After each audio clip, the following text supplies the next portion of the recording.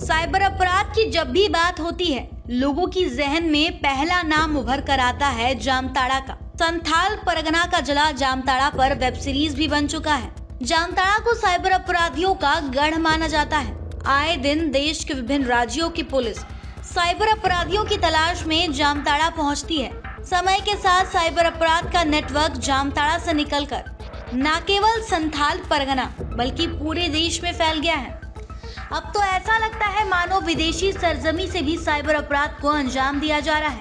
देश में बढ़ते साइबर अपराध पर अंकुश लगाना पुलिस के समक्ष एक चुनौती है। समय के साथ साइबर अपराधियों के द्वारा घटना को अंजाम देने का तरीका बदलते रहा है। द न्यूज पोस्ट आपको साइबर अपराध से जुड़ी एक ऐसी खबर बताने जा रहा है जिससे सुनकर किसी के भी होश उड़ जाएंगे। दुमका से जुड़ी इस खबर को सुनकर आप सोचने पर विवश हो जाएंगे कि क्या साइबर अपराधी अब डीप फेक एआई यानी आर्टिफिशियल इंटेलिजेंस का सहारा ले रहा है। ये खबर वैसे लोगों को जरूर देखनी चाहिए जिनके बच्चे घर से दूर रहकर पढ़ाई कर रहे हैं। घटना 13 मार्च की है, जब दुमका के अधिवक्ता रंजन सिन्हा कोर्ट में बैठकर क्लाइंट से बात कर रहे थे। तभी उनके मोबाइल पर व्हाट्सएप कॉल आया। जिस नंबर से कॉल आया उसकी डीपी में पुलिस की वर्दी में एक व्यक्ति की तस्वीर है। डीपी में पुलिस की वर्दी देख अधिवक्ता रंजन सिन्हा ने कॉल रिसीव किया, क्योंकि रंजन सिन्हा अधिवक्ता के साथ साथ बाल कल्याण समिति यानी CWC के मेंबर भी हैं और आए दिन पुलिस का कॉल उनको आता है। लेकिन इस बार कथित पुलिसकर्मी की बातें सुनकर रंजन सिन्हा के पैरों तले जमीन खिसक गई। उन्हें बताया गया कि उनका लड़का रेप के एक मामले में पुलिस हिरासत में है। बताया गया कि उसने रेप नहीं किया बल्कि घटना स्थल पर मौजूद था, इसीलिए उसे अलग रखा गया है। मामले को रफा दफा करने के बदले 50,000 रुपए UPI के माध्यम से मांग की गई। जल्द राशि भेजने की बात कही गई, अन्यथा जेल भेजने और 5 वर्ष की सजा होने की धमकी दी गई। 5 वर्ष सजा की बात सुनकर अधिवक्ता रंजन सिन्हा को एक बार शक हुआ। उसने फोन काट कर दुर्गापुर में रहकर इंजीनियरिंग की पढ़ाई करने वाले बेटे के मोबाइल पर कॉल किया, लेकिन कॉल रिसीव नहीं होने पर वे घबरा गए। इसी बीच कथित पुलिस के द्वारा लगातार कॉल किया जाता रहा। जब बेटा ने कॉल रिसीव नहीं किया तो रंजन सिन्हा ने कथित पुलिस का व्हाट्सएप कॉल रिसीव किया। रिसीव करते ही सामने वाले ने फोन कॉल नहीं काटने की सख्त हिदायत दी। रंजन ने तसल्ली के लिए अपने बेटे से बात कराने को कहा। उधर से बेटे की रोने की आवाज आई, पापा बचा लीजिए, ये लोग बहुत मार रहे हैं। बेटे की आवाज सुन रंजन और घबरा गए। कोर्ट में कार्यरत अपने बड़े भाई को साथ लेकर नगर थाना पहुंच गए। इस दौरान वे फोन को डिस्कनेक्ट भी नहीं कर रहे हैं। तत्कालीन थाना प्रभारी को सारी बात बताकर कथित पुलिस से बात करने के लिए फोन दे दिया। कथित पुलिस का वास्तविक पुलिस से जब सामना हुआ तो कथित पुलिस ने फोन डिस्कनेक्ट कर दिया। इस बीच रंजन सिन्हा के मोबाइल पर बेटे का कॉल आ गया। बेटा कहने लगा कि क्लास के समय में कॉल क्यों करते हैं। तब जाकर सारा माजरा स्पष्ट हुआ। रंजन सिन्हा और उनके परिवार के लोगों ने राहत की सांस ली। उन्हें एहसास हुआ कि वे साइबर अपराधियों के चंगुल में फंसने से बच गए। घटना के बाबत रंजन सिन्हा ने बताया कि कुछ दिन पूर्व उनके बेटे के मोबाइल पर जॉब से संबंधित एक कॉल आया। बातचीत के बाद उसे कहा कि अगर इच्छुक हैं तो यस और अगर नहीं है तो नॉट इंटरेस्टेड बोले। आशंका जताई जा रही है बेटे के कॉल को रिकॉर्ड कर लिया गया। आर्टिफिशियल इंटेलिजेंस के सहारे बेटे की आवाज में उस वक्त रंजन सिन्हा की बात कराई गई जब उन्होंने अपने बेटे से बात कराने को कहा था। अब जरा उस मोबाइल नंबर को देखें जिससे रंजन सिन्हा को व्हाट्सएप कॉल आया था। नंबर है 923406789106। नंबर देखकर स्पष्ट है कि 92 भारत का कोड नहीं है बल्कि ये पड़ोसी मुल्क पाकिस्तान का है। बता रहा है कि मैं दुमका कोर्ट में एडवोकेट हूँ और यही 15 मार्च की घटना है। मेरा लड़का दुर्गापुर में BIT कर रहा है, ये इंजीनियरिंग कर रहा है दुर्गापुर। तो 11-12 बजे करीब वो कॉल आया हमको, व्हाट्सएप कॉल था। देखिए कॉल में किसी पुलिस अफसर का फोटो था। तो हम अपना कोर्ट में काम छोड़ के बाहर निकले, उनसे बात करने लगे तो उसने बताया कि ये आपका लड़का जो है पकड़ा गया है और वो लोग यहाँ 3-4-5 लड़का लोग हैं और वो लोग जो है पकड़े हुए हैं। इन पर आरोप है कि ये लोग रेप केस में फंसे हैं। तो हमने कहा कि ठीक है आप इसको अरेस्ट कर भेज दीजिए, क्योंकि मुझे मालूम था कि मेरा लड़का ऐसा कभी गलत नहीं कर सकता है। उसके बाद फ़ोन काट के वापस अपना कोर्ट में काम करने लगा। फिर कॉल किया कि आपको बुझाना रहा, बार बार कह रहे हैं आपका लड़का बार बार फंसा हुआ है यहाँ पर और लोग आए हुए हैं, उसको हम भीतर कर दिया, आपको बेटा को बाहर रखे हुए हैं। चूँकि बेटा कह रहा है कि आप जो है एक प्रतिष्ठित आदमी हैं और इस कारण से आपको हम बार बार अलग करके बोल रहे हैं। तो हम बोले कि ऐसा कीजिए, हमसे बच्चे से बात करवाइए।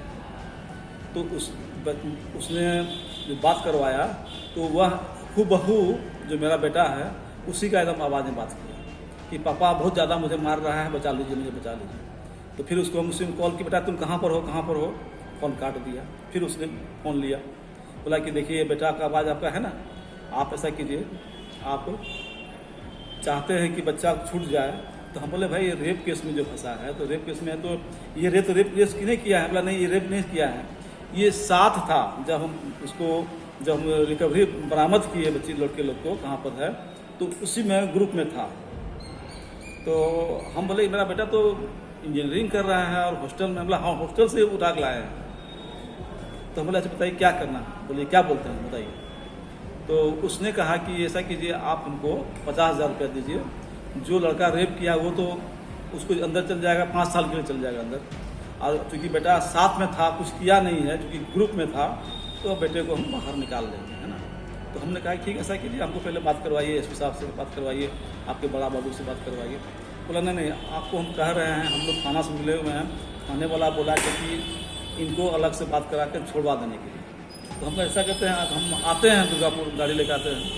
उसने कहा गाड़ी लेकर आना आपको नहीं है, बहुत टाइम लग जाएगा, आप 50,000 रुपया जमा कीजिए, आपको लड़का छोड़ देंगे। तो कैसे जमा करना पड़ेगा? बताया कि आप अपना फ़ोन पे या गूगल पे से हमको पेमेंट कीजिए। हम बोले मेरे पास ना फ़ोन पे है ना गूगल पे है। तो हम बोले ऐसा करते हैं कि हम पैसा लाते हैं, आपको बैंक अकाउंट जमा कर देंगे, बैंक अकाउंट में। तो बोला कि बहुत देर तो भी करेगा। फिर हम कहे कि मेरा यहाँ कोर्ट में भी हम एडवोकेट हैं, हम यहाँ का CWC का मेंबर भी हैं, तो आपको थोड़ा टाइम तो लगेगा, हम घर जाएंगे, यहाँ से दूर घर मेरा है। तो उसको हम उलझाते रहे, लेकिन मेरा दिमाग में बार बार चला था दिमाग में कि ये लड़का मेरा पकड़ाया है या पकड़ाया है।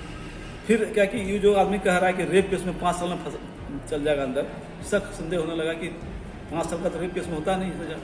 तो उस स्थिति में जो डबल काम हो रहा था, एक हम एडवोकेट होने कारण से, एक बाप होने कारण से, दोनों तरफ से हम दिमाग में काम कर रहा था। इस बीच हम क्या कहते हैं कि फिर क्या बताया कि ऐसा कि लेट नहीं कीजिए, आप जो है अपना मोबाइल को जो है ऑन रखिएगा। वो आदमी लगातार फ़ोन करते चला गया, हम बार बार स्विच ऑफ करें, फिर दोबारा फ़ोन करें कि आप फ़ोन मत काटिए। तो हम लोग क्या किए कि अपने बड़े भाई से मिले, हम बड़े भाई ने कहा कि लगता है कि साइबर क्राइम है। हम बोले ना भैया ये ऐसा बात नहीं हो सकता है, आवाज़ मेरा बेटा का हूबहू वही है और फंस गया चक्कर में, हमको ठीक नहीं लग रहा है, चलिए थाना चलिए, थाना में जाकर हम देंगे कि भाई थाना को बताएगा कि किस थाना केस घटना घटा है और कौन सेक्शन लगा है, थाना बता दिया जाएगा, थाना चलिए। तो हम मोबाइल ऑन करते हुए चले गए थाना, वहाँ थाना के बड़ा बाबू को बताया, बड़ा बाबू ऐसे बात देखिए, ऐसे बात है। बड़ा बाबू ने उससे बात किया, अब दोनों में खूब गाला-गाली हुआ, लास्ट में समझ में आ गया कि साइबर क्राइम था। बड़ा बाबू ने उसको फ़ोन काट दिया। बड़ा समझाया हमको कि है आपका लड़का सुरक्षित ही होगा, निश्चित रहिए, लेकिन ये साइबर क्राइम था, आप पैसा मत दीजिएगा। आपको अपने बेटे से बात कराया उसने? नहीं, जो बात हमको लगा कि कोई टेप किया हुआ आवाज़ था, बहुत हल्ला गुल्ला में, मात्र 2 सेकेंड का आवाज़ था, पापा बचा लीजिए बहुत मार रहा है। वो आवाज़ आपके बेटे की मिली? हाँ, आवाज़ मिलता रहता। तो फिर ये आवाज़ कैसे गई जो बता रहे थे अभी? तो जो हमसे पूछे उससे बेटा से, हम बाद में बेटा तो फ़ोन किया, बेटा हॉस्टल में था तो बच्चा ठीक था। तो हम पूछे बाद में कैसा क्यों हो सकता है, तो उसने बताया कि पापा बीच में वो आया था, कोई लिंक आया था कि आप लोग जॉब कीजिएगा, तो इसमें लिंक में जो है यस कहिए या आप लोग नॉट इंटरेस्टेड कहिए। तो हम उसको नॉट इंटरेस्टेड कर दिए थे। तो लगता है कि उसी से जो है AI जो है, आर्टिफिशियल इंटेलिजेंस जो है, उसी से कुछ उल्टा से किया है और जानकारी हासिल कर लिया है कि ये लड़का जो है तो पिताजी दुमका में रहते हैं और उनको मालूम है कि बेटा बाहर में काम करता है, इसी कारण से इस तरह का पूरा कहानी बनाया गया था। जो साइबर क्राइम का एक नया सिस्टम शुरू हुआ है, हमको लगता है कि इस तरह का घटना बहुत ज़्यादा होते जा रहा है। अगर आपके बच्चे अगर बाहर में हैं तो आप हरदम उनसे कॉन्टेक्ट में रहिए, नहीं तो आप भी ठगी का शिकार हो सकते हैं। तो क्या समझा जाए, विदेशी सरजमी से भी साइबर अपराध को अंजाम दिया जा रहा है? अगर ऐसा है तो सोचिए आने वाले समय में हालत क्या होगी। रंजन सिन्हा तो साइबर अपराधियों के चंगुल में फंसने से बच गए, लेकिन आए दिन ना जाने कितने लोग चंगुल में फंसते होंगे। Bureau report, the news post.